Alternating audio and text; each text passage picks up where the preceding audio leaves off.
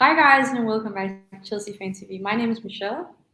And my name is Nina, and welcome back to a brand new episode of Carefree Queens, where, if you don't know already, this is the show which we have very recently started, and we're talking about all the Chelsea latest talking points, bringing up the spirit, and talking about everything there is positive around our club. Pretty much. It is starting to brighten up, isn't it? When we filmed our first episode, we were like, it's called Carefree Queens, but we have every care in the world right now, don't we? But it's starting to become more carefree, isn't it? Absolutely. And I think we've brought that. So maybe we are the lucky charms of our club. Oh, Maybe absolutely. You know what? starting this show is the real turnaround. But you know what? The most awful thing is, for some reason, there's a running joke on the internet or like on my social media where people are like, Michelle, whenever you go to a game, we lose. And I was like, surely it's not me, right?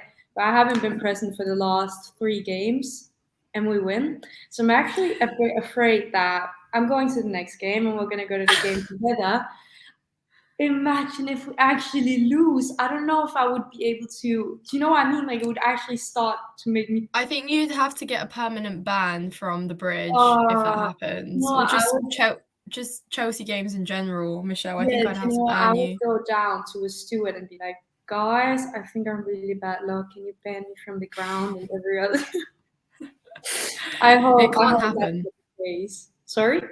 It can't happen. It can't happen. Shit, no, but we're too good at the moment, aren't we? Let's be real. It's Absolutely. been way more consistent. It's actually worth our while at the moment, isn't it? And also, it's way easier to actually see what we bought, to see if they're actually any good, to sort of judge them properly now rather than when we were in a losing drawing streak. Exactly, because last week when we filmed our episode, we were talking about how we can't really judge our new signings because we've had such a series of poor performances and defeats. It's hard to judge the players and the signings when things are going so bad on the pitch. And of course, all the spotlight was on Potter in the previous games because of course, all the shit shows we saw and the Southampton game, etc. A lot of that was immediately drawn towards Potter. So we actually couldn't really judge our new signings, even though in January, we were so excited about these new signings, bringing in the big names, the whole build up towards Enzo Fernandez and the whole explosion on deadline day, signing him for 120 mil, Mudryk coming in, Felix coming in on the most expensive loan we've recently seen, and just a lot of excitement. But that was all crushed, wasn't it, with the results and the performances that we had. But now with 3 wins in a row, we beat Leeds, we beat Dortmund, we're through to the quarterfinals, and we beat Leicester in such a convincing way. I think we can now really, really see who is standing out and who is making an impact, can't we? Absolutely, and I think we should. I think we should credit Potter for that as well. It seems to me that he's finally. I don't even know how to put it, but so for me, the biggest thing more or less is consistency. And the last 3 games, we've been playing the same formation: 3 in the back, 4 in the middle, 3 in the front. And to me, it seems like he's not as, how do you even, like, he's not all over the place, which to me it looked like he was in the beginning. It's more, okay, so I'll try and see if it works, and it works beautifully, and then he sticks to it, and I'm really excited to see if he's going to do that for Everton as well. He's been sticking with the same formation and more or less the same players as well. The back line has been the Absolutely. same the last 3 games. The only thing was Kukurea out, Badishiel in against Leeds. But other than that, the back three has been the same the last 3 games, and I think And that's it's beautiful. worked I think we should beautifully. credit him as much as. Do you know what? We've been criticizing him a lot. At least I have, and I need to. I need to do the same when he's actually doing good, and I actually really. I want to applaud him for actually bringing some consistency because that's what's been lacking, isn't it? Absolutely. And you say that, but all these all these choices that he's made, and reverting back to a back three which works tremendously, gets us results, keeps us clean sheets on the majority. These are all manager choices, so Potter has been making those choices, and of course the players are translating them, and they're living up to the expectations and living up to the roles that he places them in. So far it's been working, so I don't see why Potter should change it up when something is working so well. We've seen that a back three works. We've seen Cucurella, someone that I personally have criticised this whole season, is relatively still a new signing, has had very poor games, has had atrocious performances, has had poor starts, but has put on an absolutely brilliant performance against Dortmund, won man of the match. And he was arguably the best player there. So Cucurella plays better in that back three. And again, with Chile in that back five, I think they complement each other perfectly. They shouldn't be competing for that left back position right now, because in that formation, they work better on that left side. And it really, really, really goes to show how sticking to that can actually produce you a good result. Because we kept those clean sheets. Yeah, we conceded against Leicester, but, that's still improvement. But nevertheless, I think Potter got it spot on really with the choices he made. But again, because we've been talking about Potter so much, I really just want to revert back to actually what's going on the pitch right now. Talking about the likes of Enzo, the likes of João Felix, the likes of Mudryk as well, who we saw get a start, the likes of even Wesley Fofana, because we signed him last year, but his time was cut short when he came off injured, early in the start in October. Obviously coming back from injury as a new player is twice as hard, isn't it? You've just settled into the team, but you're also working to get back to full fitness. Then you're having trouble finding your place in the squad. And of course, with Thiago Silva putting up a brilliant performance along with Badia Shil at the start of this year, it was hard for him really, but he has really, really stepped up his game. Stepped up when he needed to, came in for Thiago Silva, got us a goal against Leeds, almost got a goal against Leicester as well. But overall, he's done a fantastic job at holding up that defensive line. So composed, such a strong player, and looks forwards. What more could you ask for?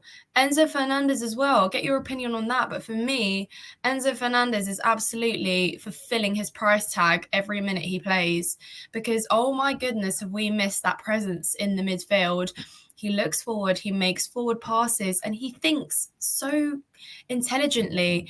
And I'm talking, he gets up front to that dangerous area in the opposition's box, and instead of looking left or right, he looks over. He looks over the defensive line, and we've already seen him provide 2 assists. So, one against West Ham to João Felix, which was an absolutely unbelievable assist, and again against Leicester in the same way to Havertz. And I think it's so refreshing.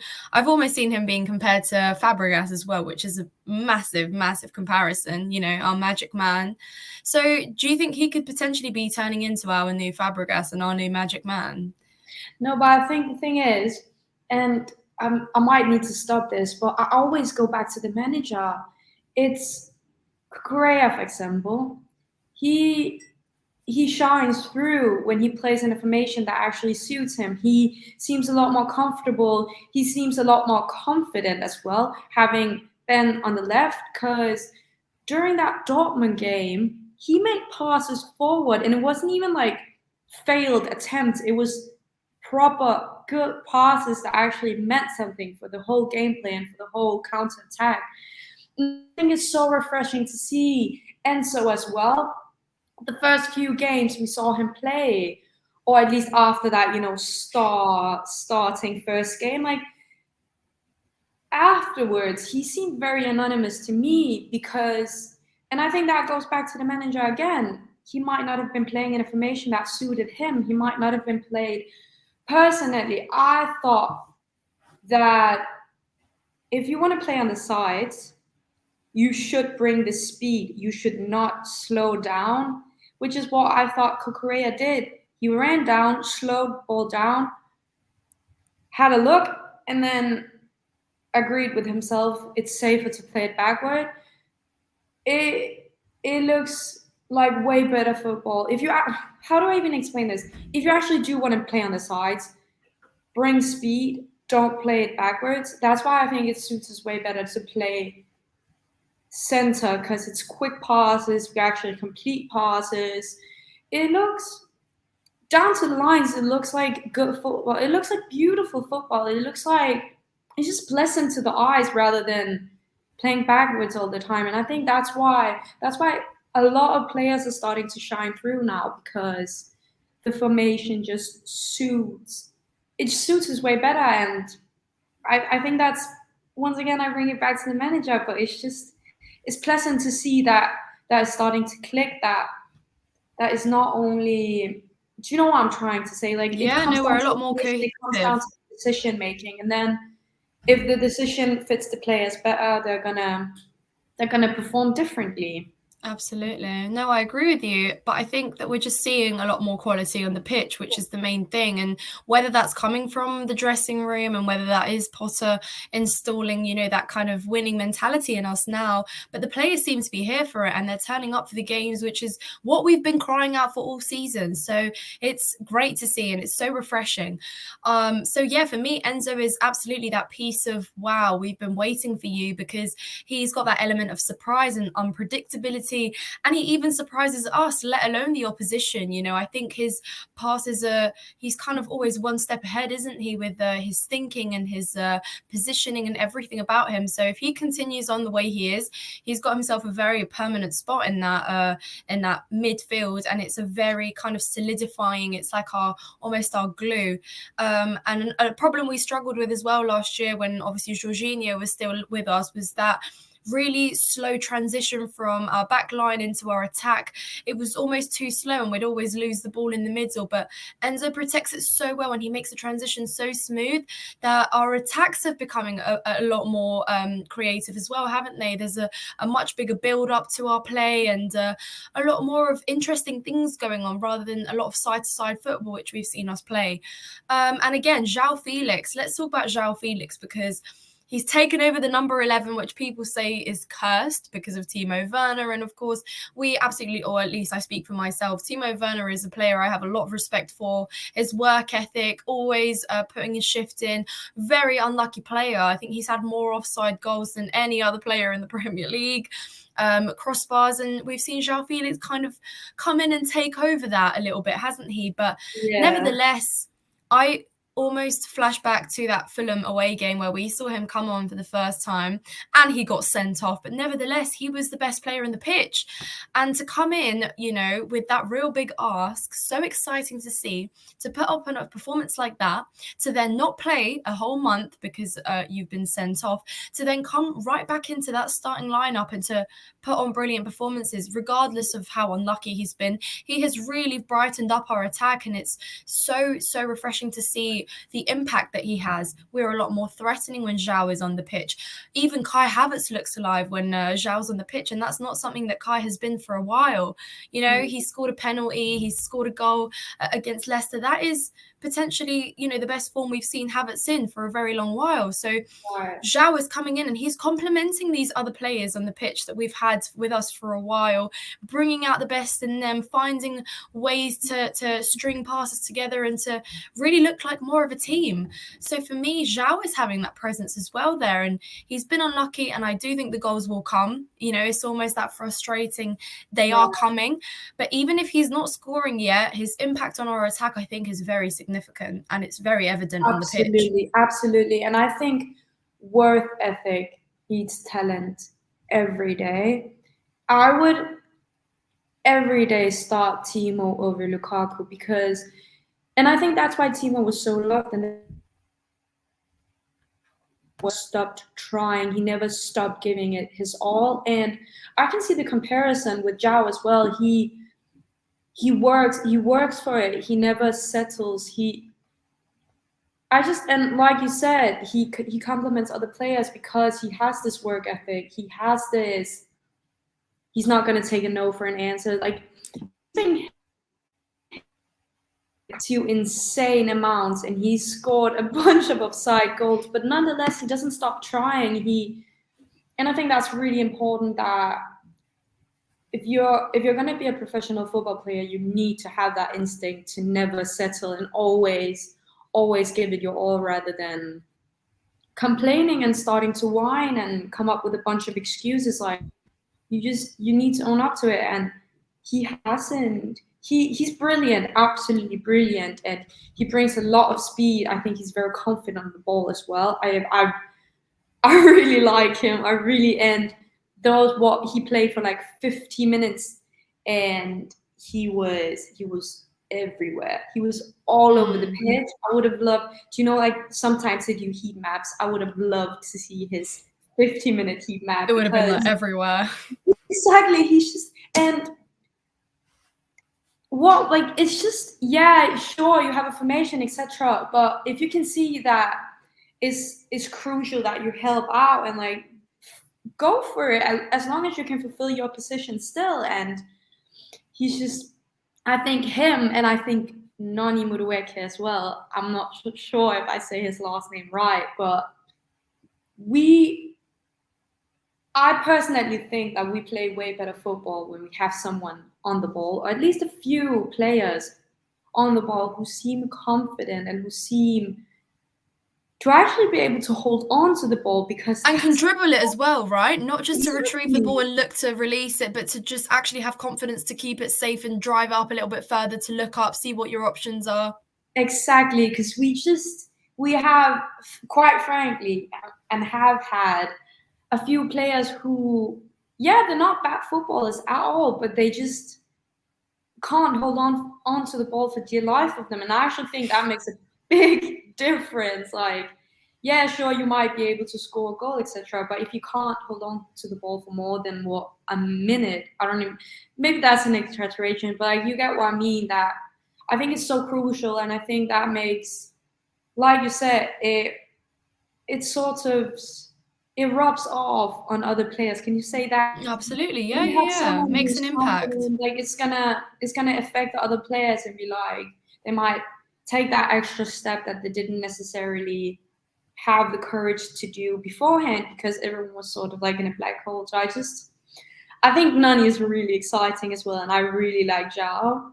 Absolutely. And I think with Noni, I think, because I personally, I said already, I really like his attitude. I like what he's about. He's coming with a really good kind of motivation for himself. And I think we will see more of him in future. I think he is a player that I hope is, is trained well, and, they spend quite a lot of time with him and find, his place eventually in the squad.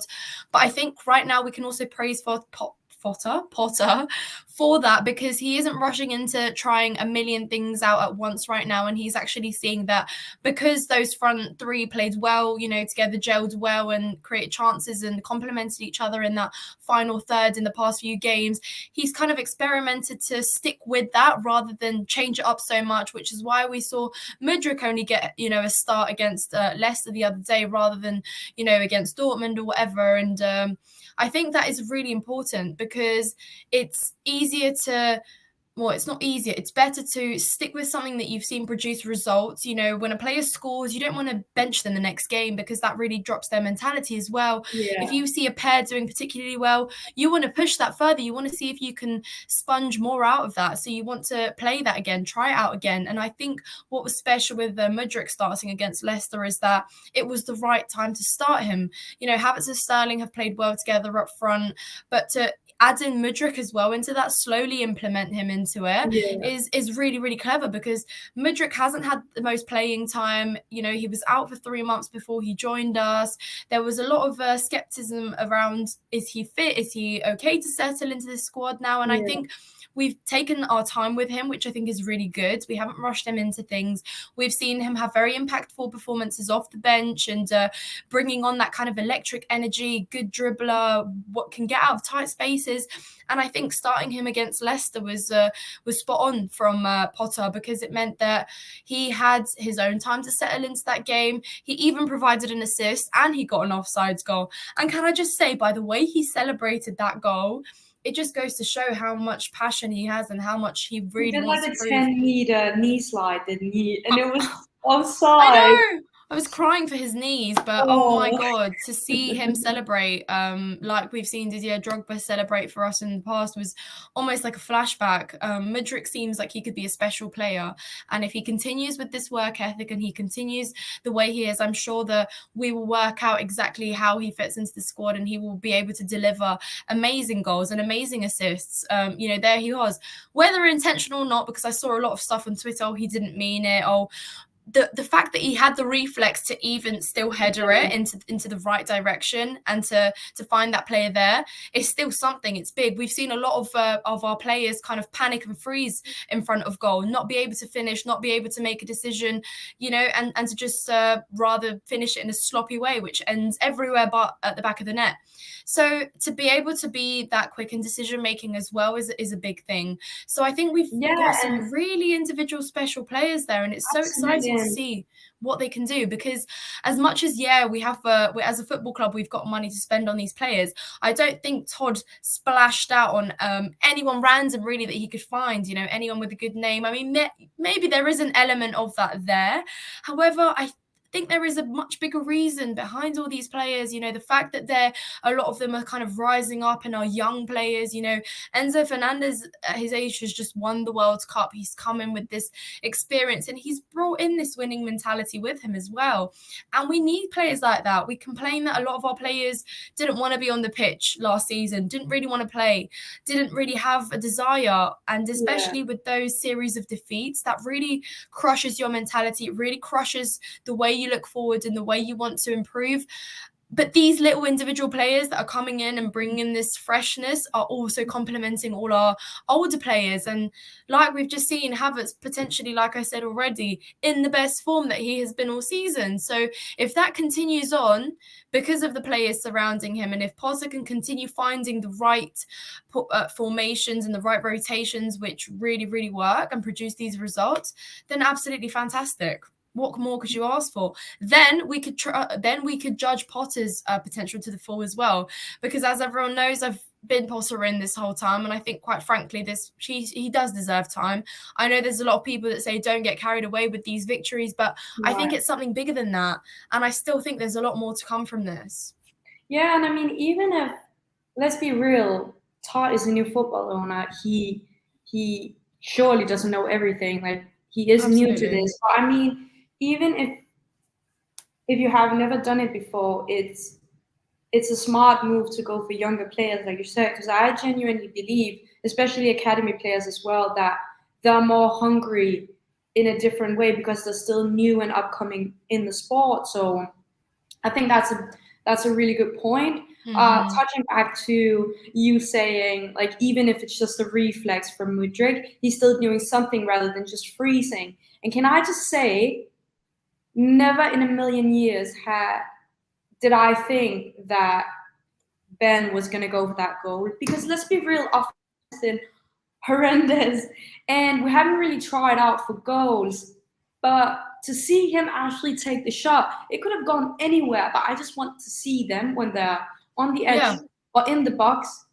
Go for it. You're not that far away from the goal. It might go in. It might be a ridiculous goal, but at the end of the day, a goal is a goal. It could come off a player. They could get it in. Exactly. Absolutely. That was just so baffling for me to see. I was like, did we just what happened? Absolutely like that. And really Koulibaly's effort as well for that, because to take on a player and to kind of still go for that cross, even though it was quite a long ball, you don't know who's there. Like you said, rather than making that back pass, whip that cross in, be offensive, try it out, be threatening. And it obviously translated for us because Chile got that fantastic volley in. And I think that's a great way to just look forward and just to think about how we can improve and build on this, because of course there's still a long way there. We're still in the Champions League. I'm also hearing stuff about we're going to probably put on a fight for top 4, but that is a real big high bar there, and a lot needs to come to potentially be able to achieve that. But if we build on these performances, if we continue continue like this and we're hungry, you know, we saw us try and score a single goal, you know, in a game, to scoring 1 goal to 2 goals to 3 goals. So that is, you know, that's a staircase to something special. So, you know, Everton on the Saturday, Michelle. I will be having Michelle with me in London on Saturday. So she is coming up to the bridge with me. And guys, as you know, there is a curse that we spoke about with Michelle coming to games. Gosh, however, this is where it turns around, okay? Yeah, let's So hope. tune in. I feel like this is the final, like, am I actually a curse? Am I actually bad luck? Or is it just like, I have just... Or have we just been shit? Sorry?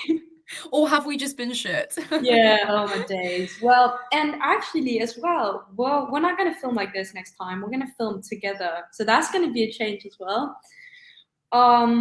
Should we just wrap it up? I think that was brilliant. I think we touched upon I think we touched upon a few players that we've wanted to talk about, but we haven't really been able to because our form has been kind of shit. And I think you should judge a player on their best form, because I mean everyone has lows, but I mean at the end of the day, do you know what? Sometimes it's just absolutely.